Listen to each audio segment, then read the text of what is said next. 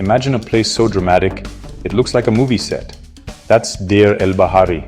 Located on the west bank of the Nile, across from Luxor, it's a massive natural amphitheater carved into golden limestone cliffs. The cliffs rise hundreds of feet, forming a protective bay, Deir el-Bahari, the monastery of the north. This sacred, secluded landscape has inspired awe for thousands of years. The scale is staggering, nature's fortress walls, a stage for Egypt's greatest stories. The ancient Egyptians chose this spot for a reason. To them, the west was the land of the dead, where the sun god Ra began his nightly journey.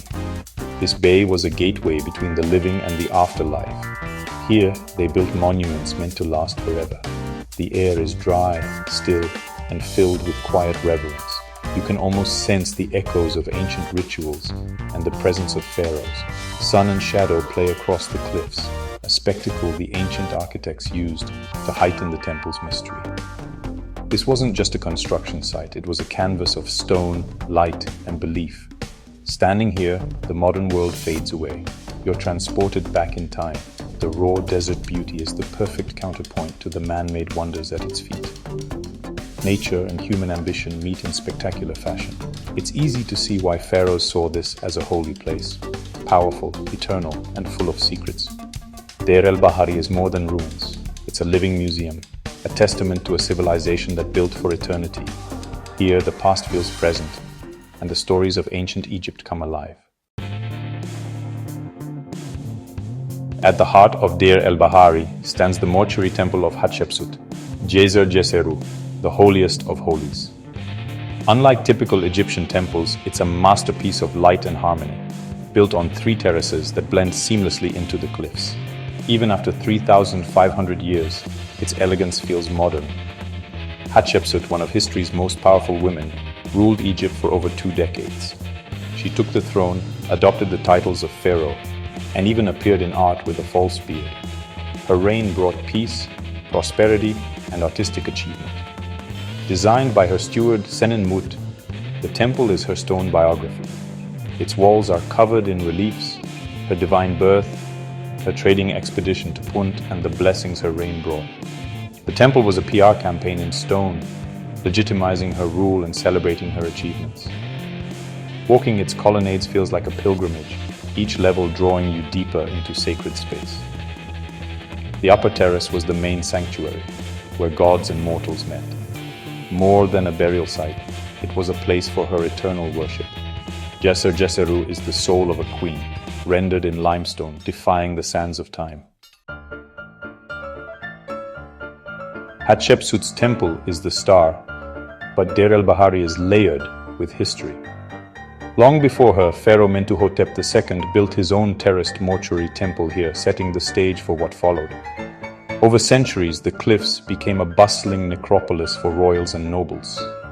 Tombs were carved into the rock, creating a honeycomb of burial shafts. Each tomb was a personal story, a permanent home for the soul. The site evolved, with new tombs and rituals added for generations. It was a city of the dead, alive with activity, processions, festivals, and daily rituals.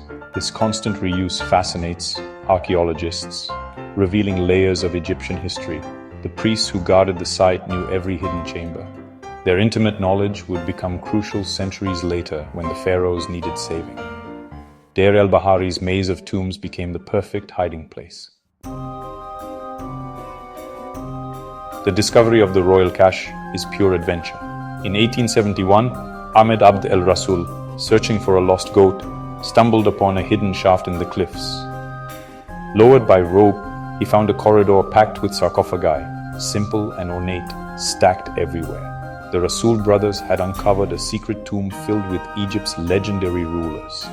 For a decade, they kept the find secret, selling artifacts on the black market. Authorities noticed royal treasures appearing for sale and launched an investigation. After intense interrogations, the secret was revealed in 1881. An official team rushed to the site, fearing looters. Emil Brugsch descended into the tomb, finding chaos sarcophagi piled high, the air thick with ancient dust. In a frantic 48 hours, everything was hauled out and shipped to Cairo. As the mummies sailed down the Nile, villagers mourned their long-dead kings. The world was about to meet Egypt's greatest pharaohs face to face. The cache was a time capsule, hidden for millennia.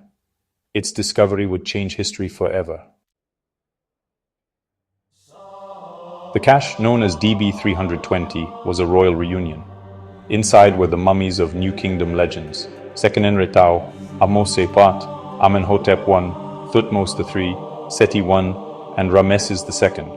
Seqenenre Tao's mummy bore battle wounds, evidence of Egypt's wars. Ahmose I, founder of the 18th dynasty, was there, connecting the start and end of the New Kingdom. Thutmose III, the Napoleon of Egypt, and Seti I, whose mummy is remarkably preserved, were among the honored dead. Ramesses II, the superstar pharaoh, was the crown jewel. For the first time, we could see the faces of these ancient kings. Each mummy was a time capsule, revealing secrets of life, death, and burial. But why were they all here, crammed into a single tomb? The answer lay in a desperate rescue mission centuries after their deaths. Why were Egypt's greatest pharaohs hidden together, tomb robbers? As Egypt's power waned, the Valley of the Kings became a target for thieves. Robbers desecrated tombs, threatening the pharaoh's eternal rest. For Egyptians, this was a spiritual crisis. The king's soul depended on the body's preservation. Loyal priests, led by the high priests of Amun, launched a secret rescue. They gathered royal mummies, repaired wrappings, and documented their work. The priests moved the mummies several times, finally hiding them in a remote tomb, DB-320, high in the cliffs. The entrance was sealed and concealed, the secret kept for nearly 3,000 years. Their mission: save Egypt's kings from oblivion. Thanks to them, the pharaohs survived for us to discover. The 1881 discovery of the royal cache electrified the world. Newspapers ran wild headlines. The public was captivated by the real faces of legendary pharaohs. Egyptology became a global sensation, sparking a wave of Egyptomania. Museums scrambled for artifacts, and tourists flocked to Egypt. The mummies became celebrities. Ramesses II even received a passport for conservation in Paris. For scholars, the cache was a Rosetta Stone of royal genealogy, clarifying timelines and reigns.